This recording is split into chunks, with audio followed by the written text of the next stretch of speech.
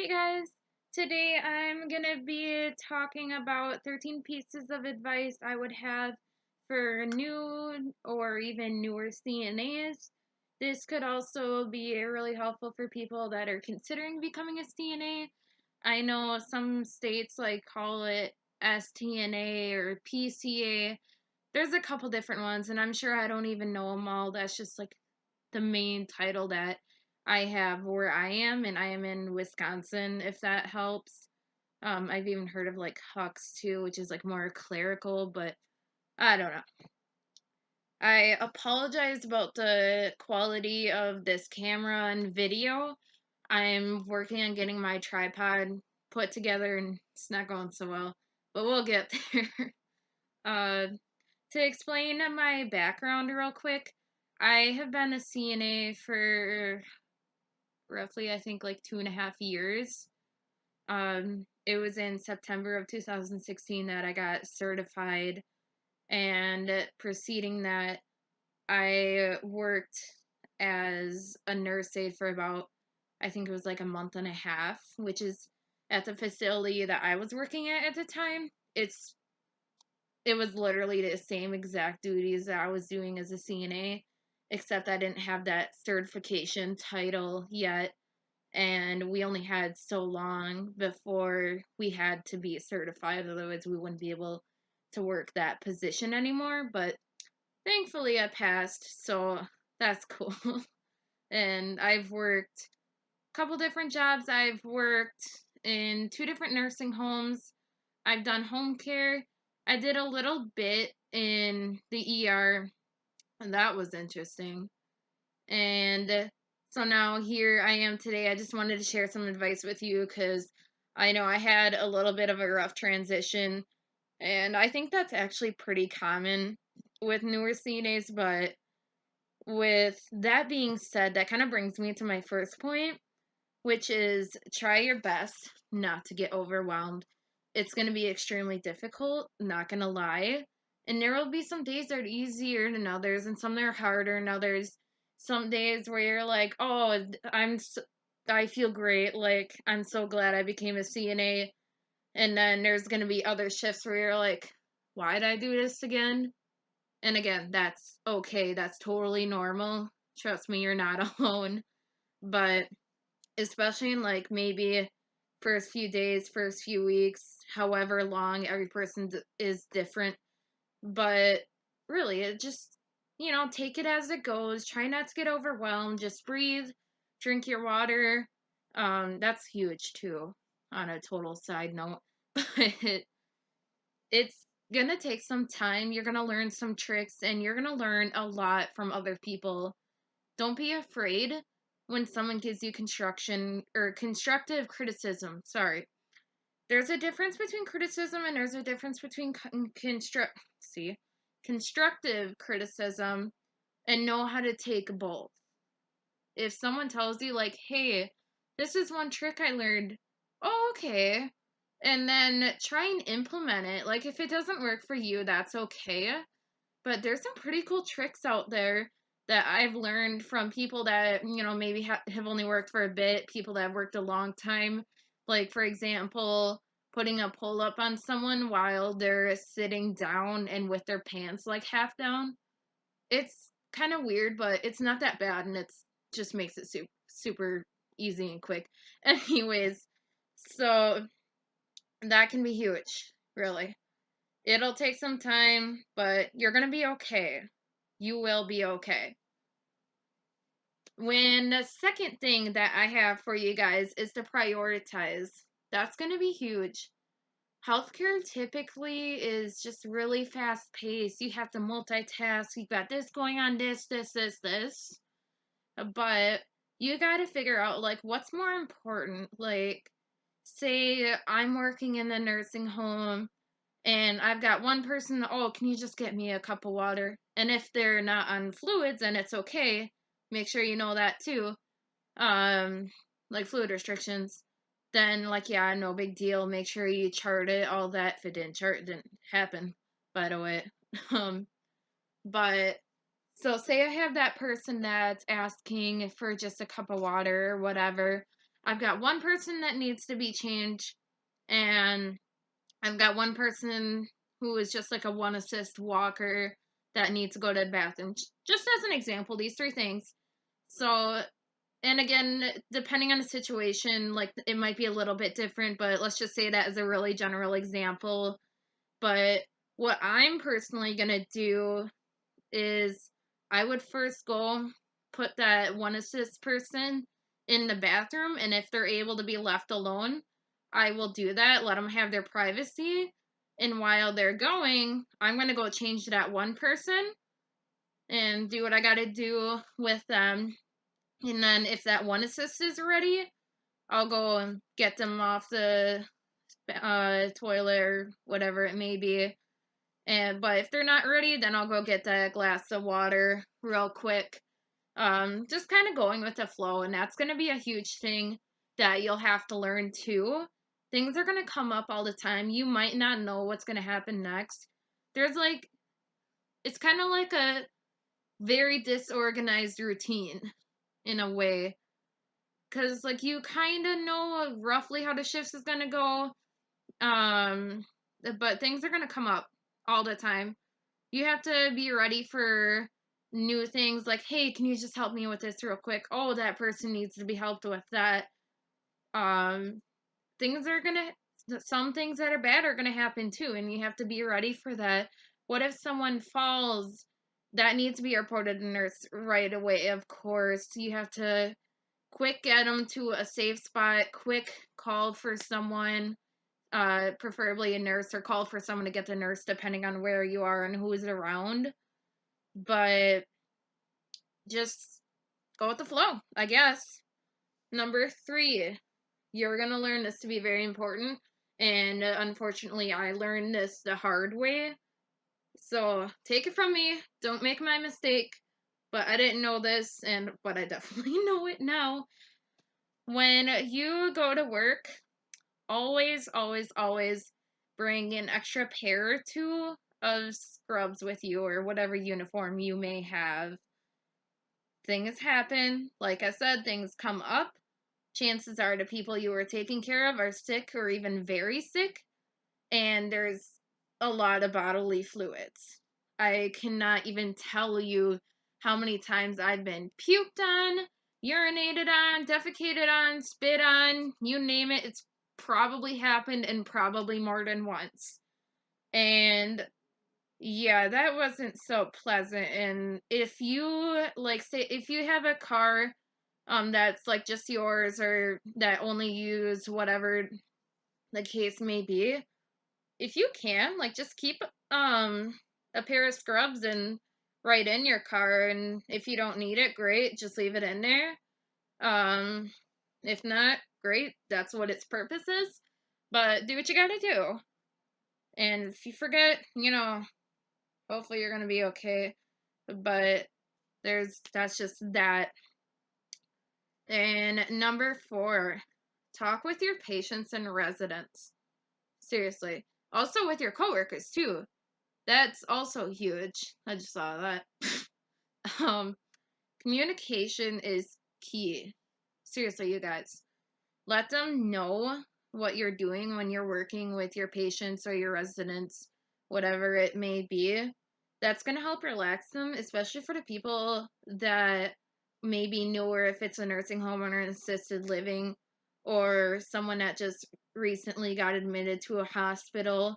They're uncomfortable. They're not in their comfort zone. They don't really know what's going on sometimes. So just letting them feel like they have control and they know what's going on is going to make them feel a lot better than the alternative, I guess.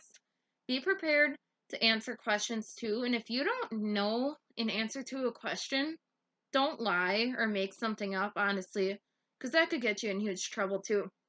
But see, I've had it a lot of times, and this is actually, I think, a lot more common than people think.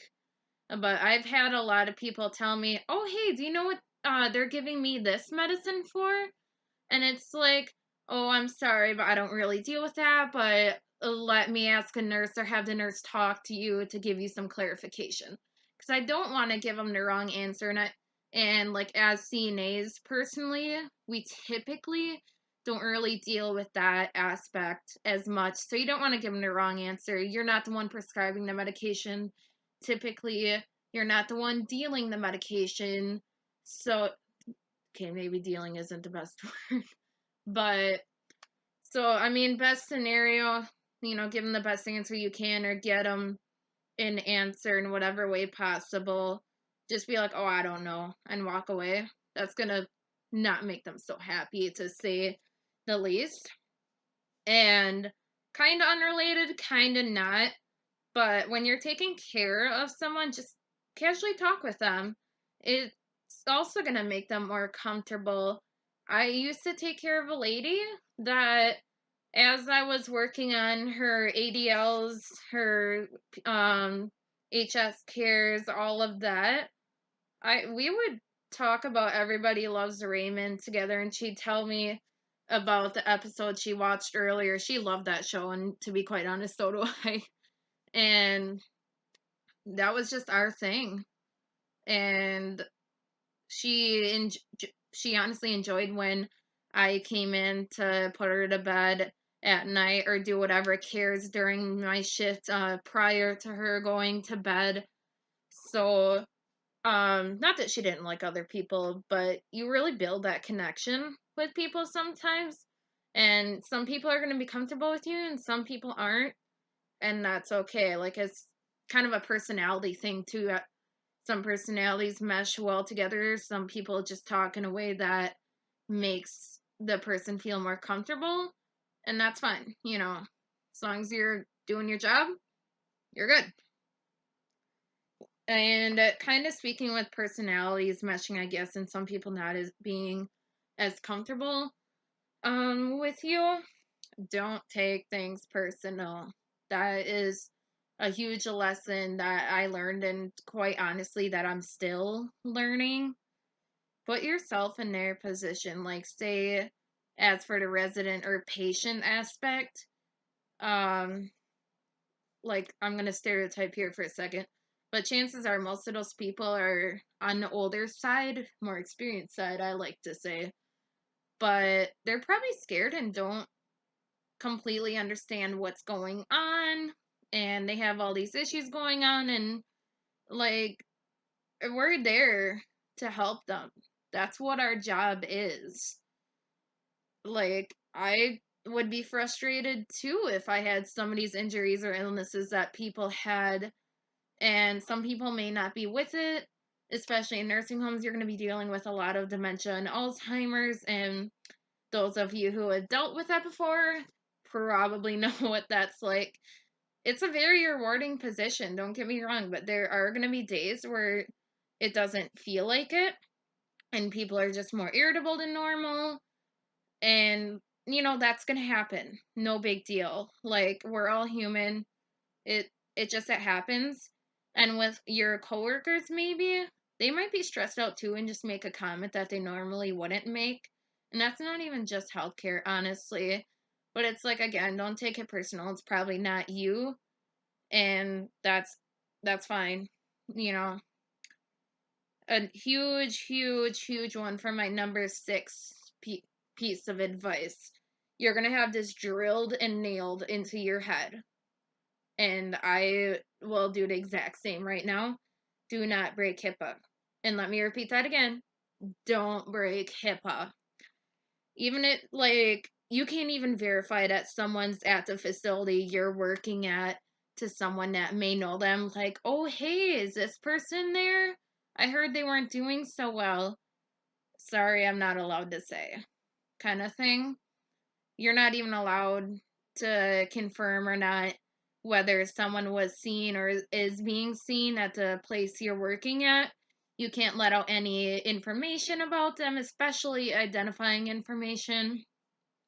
Also, be careful with pictures you may take at work, like those selfies or whatever you might do. Be very careful about the background. Honestly, I would avoid it if you can. But even in the break room, if by chance there's something in there, which, like, usually there isn't, but you never know, all places are different, just be careful. Names can be, well, that's not even can be, it's a definite violation of HIPAA. So just be careful with that. Um, it's just not worth getting in trouble over. That's huge. And number 7, so working conditions are probably not always going to be that great. But remember, this is what you're doing, and this is chances are is hopefully what you enjoy doing. It's not about the condition. It's about what you're doing, how you're helping people, or whatever you may be doing, really. But at the same time, you have to be safe and you have to know your limits. A quick example of that, I guess. I once worked in a nursing home. I didn't last there long, to be honest. I only worked there PRN, and it was very unsafe working conditions. There was a high turnover rate. There was literally 3 DONs in 9 months, if that tells you anything.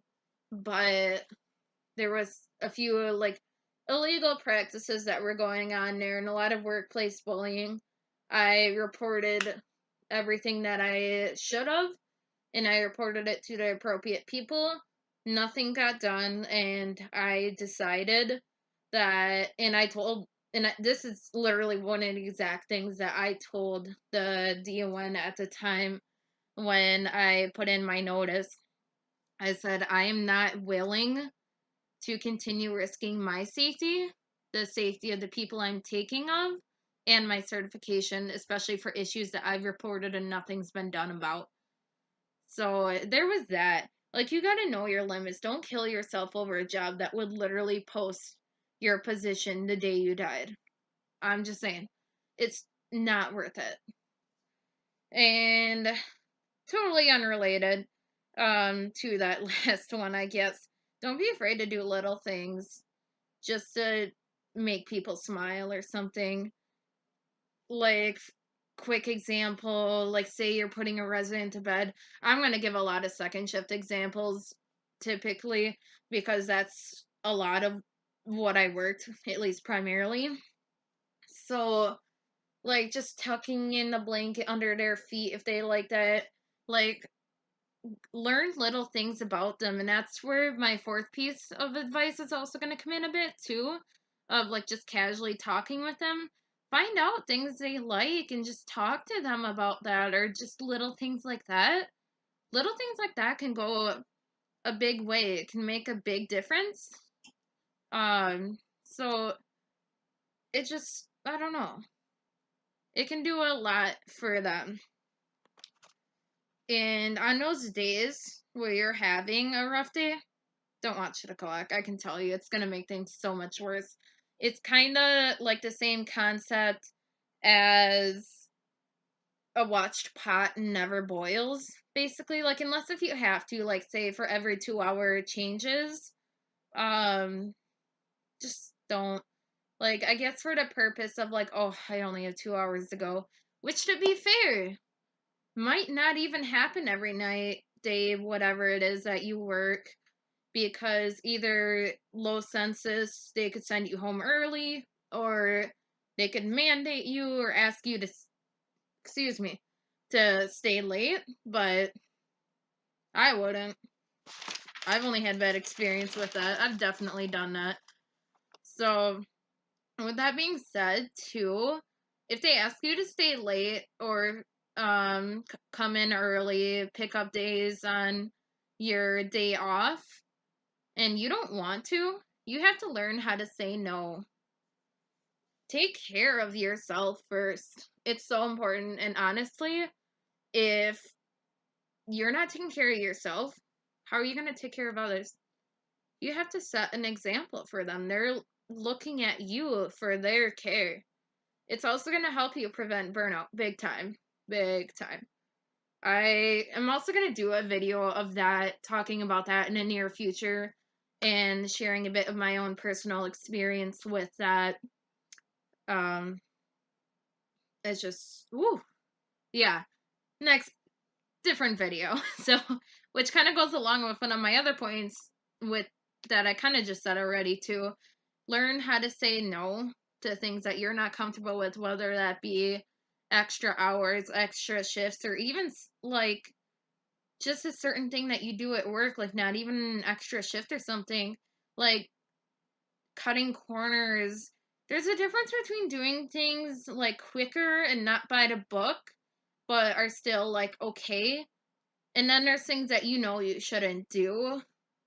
So just learn a line of that. And if you're really not comfortable with something, either don't do it if it's something that you know you shouldn't, or if it's something that you can do but aren't necessarily comfortable with, like don't be afraid for someone to ask, or to ask someone for help.